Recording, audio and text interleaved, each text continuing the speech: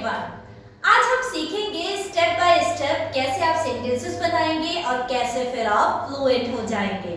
तो आज मैं आपके लिए लेकर आई हूँ the concept structure of a sentence. अब आप कहेंगे स्ट्रक्चर ऑफ अ सेंटेंस क्या भला है? तो ये एक स्ट्रक्चर है। जब आप इंग्लिश में सेंटेंसेस फॉर्मेट करते हैं, आप किस तरीके से उसे फॉर्मेट करेंगे, उसका क्या नियम है, वो सारी चीजें आज हम इस वीडियो में सीखने जा रहे हैं। तो सबसे पहले हम समझते हैं गाइस कि व्हाट इज सेंटेंस। ये सेंटेंस क्या होता है, ये वाक्य क्या होता है। बहुत सारे शब्दों का जब एक समूह बनाया जाता है और उस समूह का कोई मीनिंग यानी कि कोई अर्थ होता है, उसे हम कहते हैं सेंटेंस यानी कि वाक्य। आइए सेंटेंस की मदद से समझते हैं।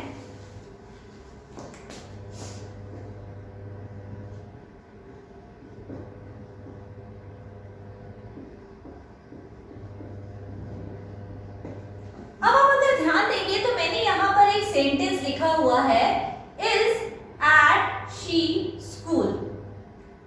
अब आपको लगेगा मुझे क्या हुआ, क्या आपको इस सेंटेंस का कोई मीनिंग, कोई अर्थ समझ आ रहा है?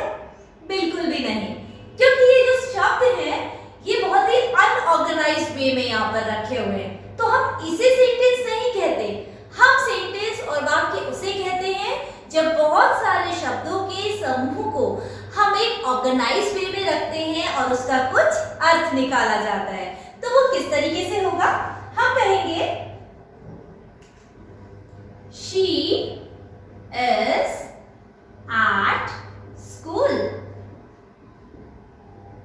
अब देखिए मैंने वही सारे शब्दों को ऑर्गेनाइज्ड वे में यहाँ पर रखा है और मैंने कह दिया शी इज एट स्कूल। इसका मतलब वह स्कूल में है। तो अब आपको समझ आ ही गया कि हम सेंटेंस किसे कहते हैं। अब हम दूसरी चीज समझते हैं कि सेंटेंस बनाने के लिए हमें किन किन चीजों की जरूरत होती है। तो आइए शुरू करते हैं। सबसे पहले ये जानना जरूरी है कि जब भी हम सेंटेंस बनाएं, हमें इन चारों चीजों की जरूरत पड़ने वाली है। तो सबसे पहले जब आप सेंटेंस शुरू करते हैं, आपको आवश्यकता होती है यानी कि जरूरत होती है सब्जेक्ट की। सब्जेक्ट यानी कि अगर आप ध्यान से देखें, मैंने हिंदी में भी लिखा हुआ है कर्ता, जो काम करता है, जो डूअर है। तो आइए शब्दों की मदद से समझते हैं। अगर मेरे सेंटेंस का डूअर यानी कि कर्ता ही कोई एक लड़का है जिसको हम बोलते हैं ही, इंग्लिश में ही और हिंदी में हम किसे कह देते हैं वो, जब हम एक लड़के की बात कर रहे हैं। यही चीज अगर हम किसी लड़की के लिए कहेंगे तो हम बोलेंगे शी, हिंदी मीनिंग वह, लेकिन जेंडर चेंज हो गया है तो यहाँ पर शी आ जाता है। वही चीज अगर हम किसी निर्जीव वस्तु या फिर जानवर के लिए यूज करेंगे, अगर हमें जानवर का नाम या जेंडर नहीं पता है तो हम यूज कर सकते हैं इट। इसका मतलब वह। जैसे कि मेरे पास ये मार्कर है, अब ना तो ये लड़का है ना तो ये लड़की है, इट्स अ निर्जीव वस्तु यानी कि नॉन लिविंग थिंग, तो इसे मैं कहूंगी इट। अगर ये एक है, सिंगुलर है। नेक्स्ट इसी तरीके से अगर आपका कोई पेट है, बिल्ली है, कुत्ता है, पपी है, किटन है या रैबिट है, कोई भी जिसको आप इट कह सकते हैं। नेक्स्ट आ जाता है सिंगुलर नाउन। अब ये सिंगुलर नाउन क्या होता है? आपने हिंदी में पढ़ा होगा, उसे हम कहते हैं एक वचन, यानी कि कोई भी एक चीज। आइए समझते हैं फिर से। जैसे कि ये मार्कर है और ये एक है, so it is called singular noun. अगर यही चीज किसी ह्यूमन बीइंग की हम बात करें, मैं यहाँ पर लिख देती हूँ चाइल्ड। चाइल्ड यानी कि बच्चा। जब हम किसी एक बच्चे को बोलते हैं तो उसकी इंग्लिश होती है चाइल्ड, इट मींस वन बच्चा।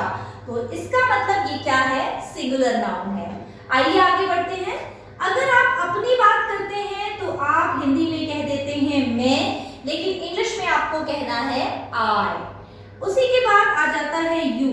अगर हम हिंदी में कहें तू, तुम या फिर आप, हिंदी में तो बहुत सारे शब्द हैं, लेकिन इंग्लिश में इन तीनों ही शब्दों के लिए आप केवल और केवल एक शब्द का प्रयोग करेंगे, वो है यू। अब अगर कहीं आप एक से ज्यादा हैं, जिसे हम हिंदी में कह देते हैं हम, तो हम जो शब्द यूज कर रहे हैं उसे कहेंगे वी। नेक्स्ट, कई सारे लोगों का समूह जो आपसे दूर बैठा हुआ है या दूसरा ग्रुप है, उसे आप कह देते हैं दे, यानी कि वे। आप उन्हें इंडिकेट करेंगे दे। Okay, last is plural noun. अब ये प्लूरल नाउन क्या होता है?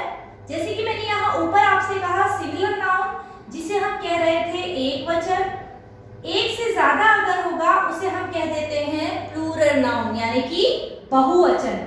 यहाँ मैंने आपको बताया चाइल्ड। अब अगर मैं चाइल्ड के बहुवचन की बात करूं तो मैं यहाँ पर कह दूंगी, चाइल्ड के लिए आ जाता है चिल्ड्रन, यानी कि बच्चे, एक से ज्यादा। कई बार कई सारे लोग बोलते हैं childrens, but remember guys, childrens is not a correct word in English grammar. ये कोई शब्द नहीं है। अगर आप बच्चे कहना चाहते हैं सो ऑलवेज रिमूव एस, आप सिंपली कहोगे चिल्ड्रन।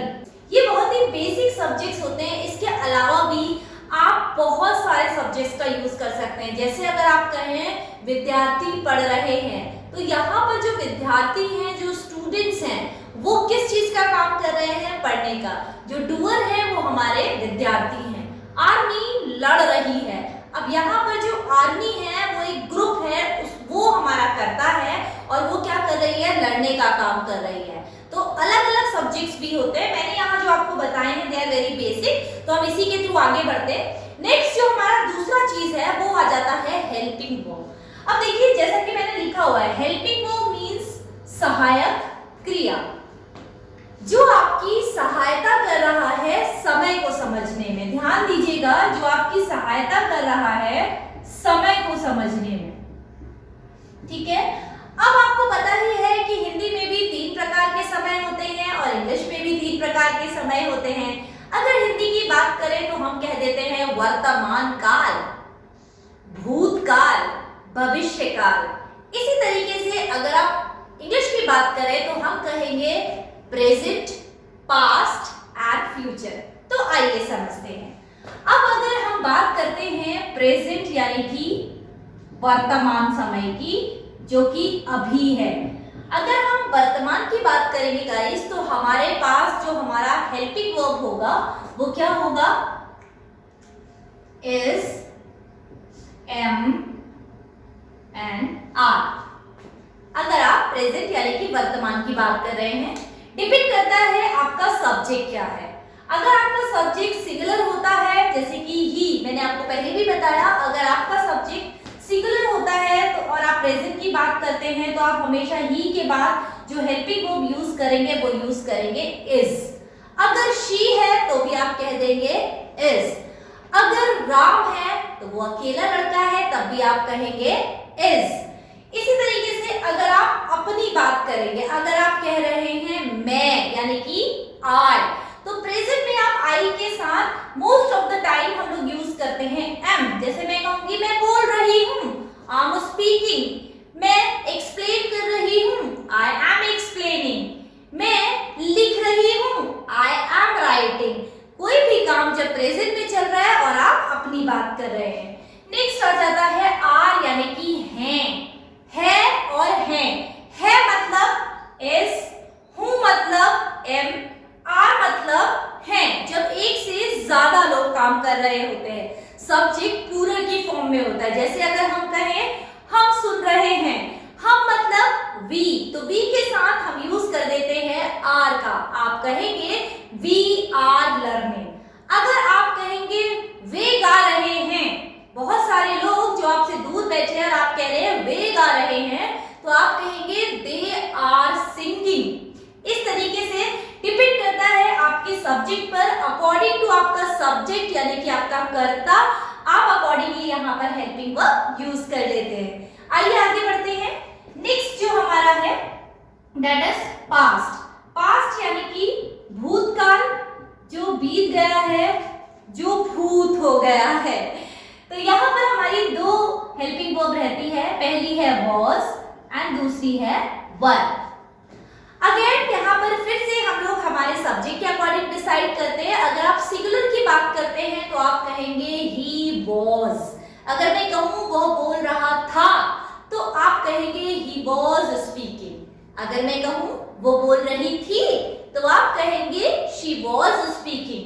अगर मैं कहूँ वह भौंक रहा था, यानी कि किसी पपी की बात हो रही है, जैसा कि मैंने आपको बताया था कि इट हम लोग यूज करते हैं जानवरों के लिए या फिर नॉन लिविंग थिंग्स के लिए। तो यहाँ पर मैंने कहा वह भौंक रहा था तो हम कहेंगे इट वॉज बार्किंग, क्योंकि वो भौंकने का काम भूतकाल में कर रहा था, यानी कि पास्ट में कर रहा था। अब अगर आप कहें मैं बोल रहा था तो आई के साथ भी आप यूज कर देते हैं वॉज का। आप कहेंगे आई वॉज स्पीकिंग। उसके बाद अगर आप कहते हैं आप बोल रहे थे, तुम बोल रहे थे, तू बोल रहा था, इस तरीके से अगर आप बनाते हैं, बट इंग्लिश में केवल एक ही शब्द है, दैट्स कॉल्ड यू। तो आप कहेंगे यू वर स्पीकिंग। यू के साथ आप यूज करेंगे हेल्पिंग वर्ब वर। अगर आप कहेंगे हम बोल रहे थे, then again you will say we were speaking. अगर आप कहते हैं वे बोल रहे थे, देन यू विल से दे वर स्पीकिंग।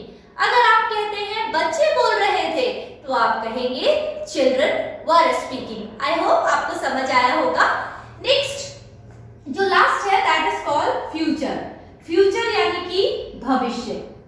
जब हम आने वाले समय की बात करते हैं तो हमारे जो हेल्पिंग वर्ब होते हैं वो होते हैं विल एंड शैल। नॉर्मली हम लोग ब्रिटिश इंग्लिश यूज करते हैं तो हम विल का प्रयोग सारे ही सब्जेक्ट के साथ करते हैं। This is the easiest tense. अब अगर आप कहें वो हो जाएगा तो आप बोलोगे ही विल गो। आप कहोगे वो हो जाएगी, आप कहेंगे शी विल गो। कोई जानवर जाएगा, आप कहेंगे इट विल गो। बच्चा जाएगा, चाइल्ड विल गो। अब यू की अगर बात करें तो यहाँ पर हमारा कोई भी चेंज नहीं है। विल हम सारे ही सब्जेक्ट्स के साथ यूज कर सकते हैं। तो आप कहेंगे यू विल गो, आप जाओगे यू विल गो, वे जाएंगे दे विल गो, हम जाएंगे वी विल गो, बच्चे जाएंगे चिल्ड्रन विल गो। तो यहाँ पर बहुत ही इजीएस्ट वे में आप विल का यूज कर सकते हैं।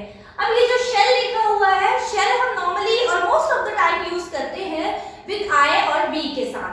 आप आई के साथ आई विल गो भी कह सकते हैं और आई शैल गो भी कह सकते हैं। वी के साथ वी विल गो भी कह सकते हैं, वी शैल गो भी कह सकते हैं। ओके, इस तरीके से आपने समझा कि हमने किस तरीके से हेल्पिंग वर्ब की मदद से, सहायक क्रिया की मदद से हमने ये समझा कि हम कौन से समय की बात कर रहे हैं। आपको समझ आया होगा। अब नेक्स्ट हेल्पिंग वर्ब के बाद जो सबसे इंपॉर्टेंट चीज हमारे वाक्य में आती है और प्रयोग की जाती है उसे हम कहते हैं मुख्य क्रिया, यानी कि मेन वर्ब। मेन वर्ब जिन्हें आप एक्शन वर्ड्स भी कहते हैं, कोई भी काम, कोई भी क्रिया। अब क्रिया तो दोनों है, लेकिन हेल्पिंग वर्ब सिर्फ हेल्प करता है समय को पहचानने में। मेन वर्ब आपको बताता है कि जो आपका डूअर है वो किस चीज का काम कर रहा है, कौन सा एक्शन किया जा रहा है। आइए समझते हैं जितने भी मेन वर्ब होती है। लाइक मैं आपको एक सिंपल सा उदाहरण देती हूँ, गो। गो का मतलब जाना। अब ये जो गो वर्ब है हम इसे प्रेजेंट में भी यूज कर सकते हैं और पास्ट में भी यूज कर सकते हैं अकॉर्डिंग टू रूल्स। अगर आपको अपनी आदत बतानी होती है तो आप फर्स्ट फॉर्म का यूज करते हैं, और अगर आपको फ्यूचर में कोई चीज कहनी होती है तब भी आप फर्स्ट फॉर्म का यूज करते हैं। लेकिन कोई ऐसी बात जहां आप पास्ट में गए थे तो आपको चाहिए होता है गो का सेकंड फॉर्म, वो हो जाता है वेंट। मतलब वेंट का भी जाना ही है, लेकिन जब आप पास्ट की बात करेंगे कि आपने जाने का काम खत्म कर दिया है तो आपको यूज करना होता है वेंट, यानी कि सेकंड फॉर्म। कई बार हम थर्ड फॉर्म का भी प्रयोग करते हैं जिसे हम कहते हैं गॉन। ये मैं आपको अपने आने वाले चैप्टर्स में बताऊंगी पर्टिकुलरली कि वेंट कहां पर यूज किया जाता है और गॉन कहां पर यूज किया जाता है। अभी सिर्फ मोटिव ये है कि ये सारी चीजें जो भी मेन वर्ब होती है इनकी 3 फॉर्म्स होती है, फर्स्ट, सेकंड एंड थर्ड, जो कि मैंने यहाँ पर लिख दी है। मीनिंग सभी का जाना होता है। नेक्स्ट एक और वर्ड का एग्जाम्पल ले लेते हैं, लाइक ईट। आप सभी को पता है ईट मीन्स खाना, लेकिन अगेन ये सेम ईट वर्ड हम प्रेजेंट में तो यूज कर सकते हैं, लेकिन इसे हम पास्ट में यूज नहीं कर सकते। उसके लिए हमें चाहिए होता है इसका सेकेंड फॉर्म, जो कि हो जाता है ate, and third form will be eaten. इनसे रिलेटेड अगेन इंडिविजुअल एक्सरसाइज हम आगे आने वाले दिनों में पढ़ेंगे और समझेंगे। तो आई होप आपको समझ आ गया होगा कि मेन वर्ब क्या कहते हैं। नेक्स्ट आ जाता है और लास्ट जिससे हमारा सेंटेंस बनकर खत्म होता है, उसको हम कह देते हैं ऑब्जेक्ट यानी कि कर्म। जो हमारा कर्ता कर्म कर रहा है, जिस चीज के बारे में वो बात कर रहा है। आइए समझते हैं। मैं सिंपली यहां पर लिख देती हूं मार्केट, बैंक, स्कूल, ऑफिस, अलग अलग जगह के बारे में मैंने यहां पर लिखा है। अब मैं आपको सिर्फ एक सेंटेंस बताऊंगी जिसमें आप ये सारी चीजें समझ पाएंगे। ध्यान से देखिएगा। उसके बाद सेंटेंसेस के जो वाक्यों के जो प्रकार होते हैं उसके लिए हम नेक्स्ट वीडियो में मिलेंगे। तो यहाँ पर आज मैंने आपको समझाया what is structure of a sentence. ये वाक्य बनाने का जो नियम है वो क्या होता है। इसमें चार चीजें इंपॉर्टेंट होती है गाइस। सबसे पहले हमने सीखा सब्जेक्ट, जिसको आप कर्ता कहते हैं, जो डूअर होता है, जो काम कर रहा होता है। नेक्स्ट हमें सबसे ज्यादा इंपॉर्टेंट जो रहता है दैट इज हेल्पिंग वर्ब। उसके नाम से ही आपको पता लग रहा है जो आपकी हेल्प करेगा आपको समय को समझने में, कि आप प्रेजेंट की बात कर रहे हैं, पास्ट की बात कर रहे हैं या फिर फ्यूचर की बात कर रहे हैं। Third and very important thing that's called main verb, मुख्य क्रिया। दुनिया में जितने भी सारे काम है गाइस, खाना, पीना, सोना, रोना, मरना, एवरीथिंग इज वर्ब। हर चीज का थ्री फॉर्म ऑफ वर्ब होता है, तभी हम उससे प्रेजेंट, पास्ट और फ्यूचर के सेंटेंसेस फॉर्मेट कर पाते हैं, अपनी बातों को दूसरे को समझा पाते हैं। Last but not the least ये हो जाता है ऑब्जेक्ट यानी कि कर्म, जिस चीज के बारे में हमारा डूअर बात कर रहा है। तो आइए एक छोटे से सेंटेंस से आपको समझाते हैं। मैं कहती हूं वह स्कूल जा रहा है। बहुत ध्यान से समझिएगा। वह यानी कि अब आप देखेंगे कि वह से आपको पता लग रहा है कि हम किसकी बात कर रहे हैं, किसी बॉय की बात कर रहे हैं, क्योंकि मेरा सेंटेंस है वह स्कूल जा रहा है। अगर रही है होता तो मैं यहाँ पर शी लिखती, लेकिन बॉय है तो मैं क्या लिख दूंगी, ही। बहुत ध्यान से देखिएगा। सबसे पहले जो हमारा सेंटेंस शुरू हुआ है वो सब्जेक्ट से शुरू हुआ है गाइस। इसके बाद अब मैं बात कर रही हूँ प्रेजेंट की, जैसा कि आप सेंटेंस में देख पा रहे हैं। जा रहा है से आपको पता लग रहा है कि जो काम है वो अभी प्रेजेंट में यानी कि वर्तमान में हो रहा है, तो मैं ही के साथ यहाँ पर क्या यूज कर दूंगी, इज। जैसे कि मैंने आपको पहले भी बताया था सिंगुलर है तो हम लोग यूज करेंगे इज, एक बंदा है। उसके बाद वो बंदा काम किस चीज का कर रहा है, जाने का कर रहा है, तो मैंने यहाँ पर गो लिख देना है। लेकिन जब भी कोई काम चल रहा होता है गाइस, काम कंटिन्यू हो रहा होता है, तो हम फर्स्ट फॉर्म के साथ यहाँ पर ing को ऐड कर देते हैं। So it will be he is going. अब ये जा कहाँ रहा है, कहाँ जाने का कर्म कर रहा है, ऑब्जेक्ट किस चीज का है, तो वो हम लिखेंगे he is going to school. वो जो बच्चा है, वो जो लड़का है, कहाँ जाने का कर्म कर रहा है, स्कूल जाने का कर्म कर रहा है। अब अगर आप ध्यान से देखें तो इसमें हमारा जो ही है ये हमने यूज किया है सब्जेक्ट। उसके बाद जो दूसरी इंपॉर्टेंट थिंग थी वो हमने यूज की है हेल्पिंग वर्ब। देन हमारा आ जाता है main verb, and last main verb के बाद जो भी स्टफ बच जाता है या जिस चीज के बारे में हमारा कर्ता बात कर रहा है उसको हम कह देते हैं गाइस ऑब्जेक्ट। तो आई होप इससे ज्यादा इजी वे में आपको कोई नहीं समझा सकता। आपको ये वीडियो कैसी लगी कमेंट करके जरूर बताइएगा और बने रहिएगा मेरे साथ हर दिन कुछ नया सीखने के लिए। Bye bye.